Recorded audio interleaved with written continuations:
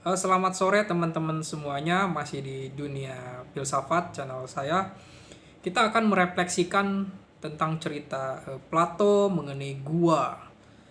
Jadi ada orang yang terjebak di dalam gua, dia tidak bisa keluar dan dia menganggap realitas itu hanya ada di dalam gua, sedangkan di luar gua itu sebagai sesuatu yang bukan realitas lagi.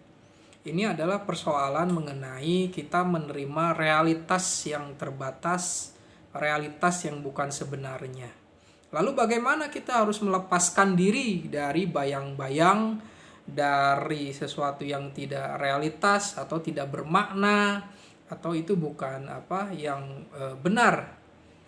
Dari cerita alegori gua Plato itu ada seorang yang bisa bebas. Dan untuk bebas itu membutuhkan suatu kehendak, keberanian untuk melihat bahwa yang namanya realitas di luar itu seperti ini. Ternyata cahaya matahari lebih nyata ketimbang bayang-bayang. Lalu kehidupan di luar gua itu lebih berdimensi. Maksudnya lebih nyata gitu.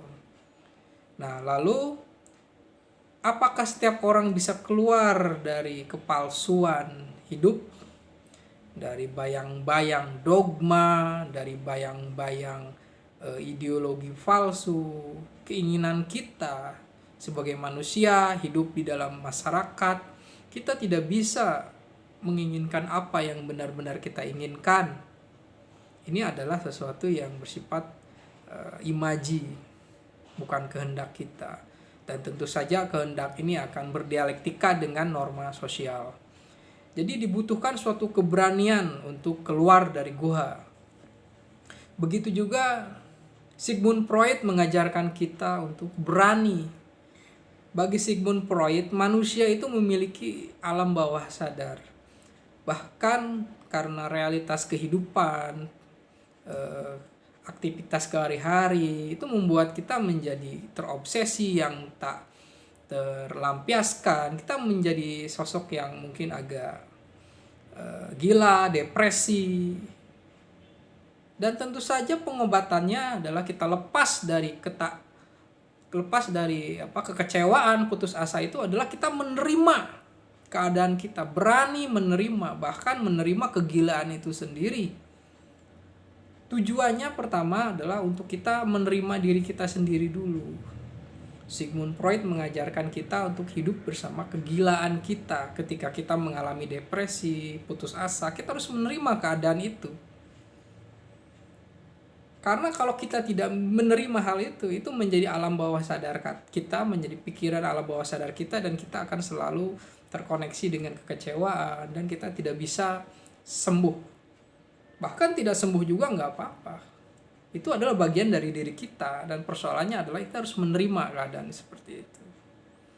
Kekecewaan kita, putus asa, tidak mendapatkan apa yang kita inginkan, kita harus sebagai sesuatu yang harus kita perlakukan sebagai bagian dari kita, keadaan itu.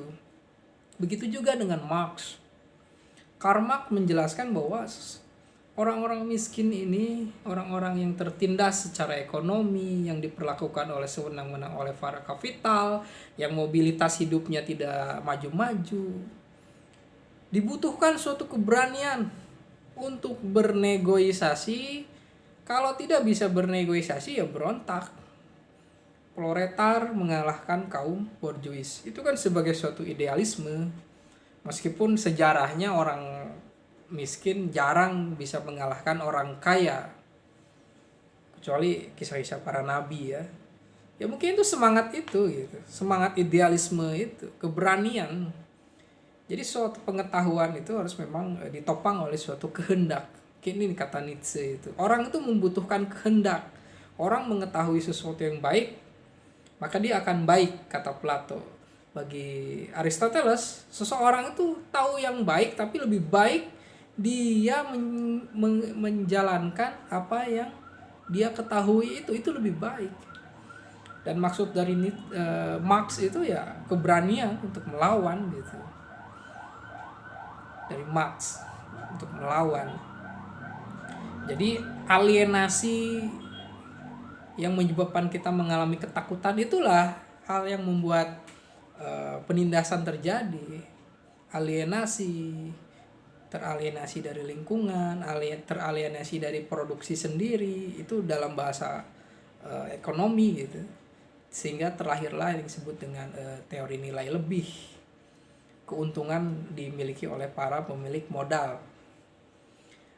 Lalu alienasi menurut Ludwig Feuerbach itu adalah ketika manusia merasa dirinya itu tidak memiliki kebaikan sama sekali, dia tidak bisa menentukan hidupnya, bahkan dia itu makhluk hina gitu. Sehingga yang suci itu Tuhan, orang suci itu sebagai bentuk alienasi. Itulah hal-hal seperti itu bisa digunakan oleh para rohaniawan untuk melanggengkan kehendaknya. Oke, kalau kehendaknya untuk kebaikan, tapi kehendaknya untuk merusak, memecah belah masyarakat, membuat masalah, ya tentu saja itu ada emosi agama digunakan oleh para orang yang berkepentingan dengan agama untuk melakukan suatu tindakan tertentu. Nah, jadi mengalienasi gitu kita. Jadi saya ini tidak dekat dengan Tuhan, tidak suci, kotor, sedangkan Habib ini turunan Rasulullah, suci, pasti benar. Itu kalau kita mempercayai hal seperti itu, ya itu mengalienasi diri kita gitu.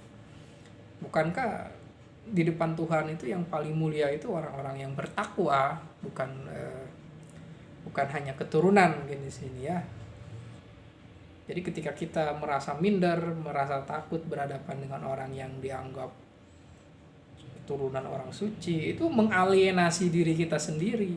Itu akan memberikan sisi kepada kita untuk menjadi budak, bahkan menjadi manusia massal.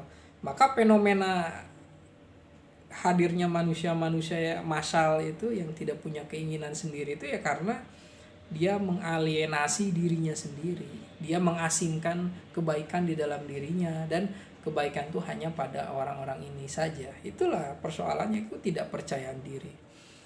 Begitu juga dengan Marx. Marx berusaha untuk memberontak. Juga dengan Nietzsche apalagi dia mengkritik Marx itu karena ya kalau mau berani ya jangan bersama-sama. Sendiri dulu ya harus berani, eksistensi kita sendiri harus berani. Walaupun sendiri gitu, untuk menjalani hidup ini mau sendiri atau mau bersama-sama, kita harus berani. Dan pilihan Nietzsche memang menjadi manusia yang soliter sendiri. Dia tidak mau terkekang oleh ideologi, tapi dia menerima kegilaan hidup itu. Dia menerima keadaan keterasingan, kesendirian. Juga dia menilai bahwa selain manusia itu terjebak oleh alienasi diri, dia mengasingkan dirinya dengan ketika berhadapan dengan orang-orang besar, orang-orang yang dianggap suci. Juga selain itu manusia itu bagi Nietzsche itu dia tidak mau menjadi otentik. Ya kehendaknya adalah kehendak orang lain. Ada ketakutan di sana gitu. Jadi memang butuh kehendak, keberanian atau will to power. Bahwa seseorang itu kehendak, walaupun seseorang itu memiliki nilai yang benar, nilai yang adiluhung, tapi dia tidak memiliki kehendak, tatanan nilai itu akan hanya menjadi teori saja. Jadi filsafat Nietzsche itu katanya filsafat kecurigaan. Ya, kita selalu mencurigai seseorang. Apa sih maksudnya dia menjelaskan tentang kebaikan kepada kita? Apa sih maksudnya dia ingin ditaati? Semuanya adalah kehendak untuk berkuasa. Itulah. Dan tentu saja untuk berfilsafat itu salah satunya bukan hanya memelihara semangat untuk berani berpikir logis, kritis, universal, radikal, tapi adalah keberanian untuk hidup. Harus berani memberontak gitu. Berontak dalam artian tertentu ya. Dan para filosof ini adalah para filosof yang dianggap merubah zaman. Siapa? Plato. Sebenarnya dia mengajarkan pendidikan yang progresif. diajak untuk menerima bahwa ada suatu ideal dari keseharian kita yang harus kita laksanakan. Harus punya patokan nilai ideal untuk jalani hidup ini.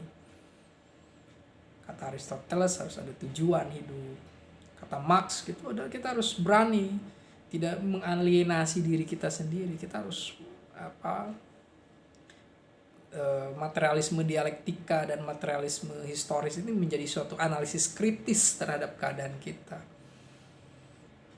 Kita ini mungkin diperalat oleh orang lain ya. Kita diperalat, kita dialienasi, kita dipres mungkin orang lain. Kita harus menyadari itu. Lalu apakah kita tidak bisa melawan? Ya tentu saja. Kita punya gradasi kemampuan untuk melawan. Di sanalah kita harus melawan. Dan untuk memperbaiki diri kita sendiri agar kita bisa mendapatkan suatu perbaikan hidup. Tapi jangan sampai kita mengalami suatu ketakutan, dan memang ini ketakutanlah yang harus kita manage ya, kita harus menyadari tentang keutamaan diri kita itu di sana. Dan berfilsafat itu mengajak kita untuk berani, dan ini membutuhkan suatu proses belajar, butuh suatu kesadaran juga, karena kita membutuhkan suatu kehendak. Bahkan Ibnu Sina juga menceritakan tentang risalah burung. Pada suatu ketika ada suatu burung yang di dalam sangkar bertemu dengan kawanan burung yang bebas. Si burung yang di dalam sangkar mengatakan, "Aku ingin bebas seperti kamu." Kata kawanan burung, "Kamu tidak akan sanggup karena di luar sana begitu banyak bahaya." Nah, seperti itu. Kita juga mungkin takut ketika kita kehilangan pekerjaan, kita kehilangan karir, kehilangan keluarga. Di sana ada banyak bayangan-bayangan ketakutan kita, walaupun itu belum terjadi. Nah, dari sinilah kita tidak boleh takut gitu. Ketakutan itulah yang membuat kita tidak bisa menerima keadaan hidup itu. Menerima keadaan hidup itu disebut dengan menerima eksistensi kita. Dan ini sangat penting di dalam eksistensialis. Yang pasti pemikiran orang-orang analisis yang bersifat kritis seperti Marx, Freud, Nietzsche ini menjadi semacam mengingatkan kita tentang romantisme atau pemberontakan gitu. Itu pernah terjadi dan terumuskan sebagai suatu pemikiran, dan kita bisa menganalisis hidup kita gitu, keseharian kita, dan ini sangat penting sekali. Keutamaan, keberanian, dan menerima hidup ini. Terima kasih.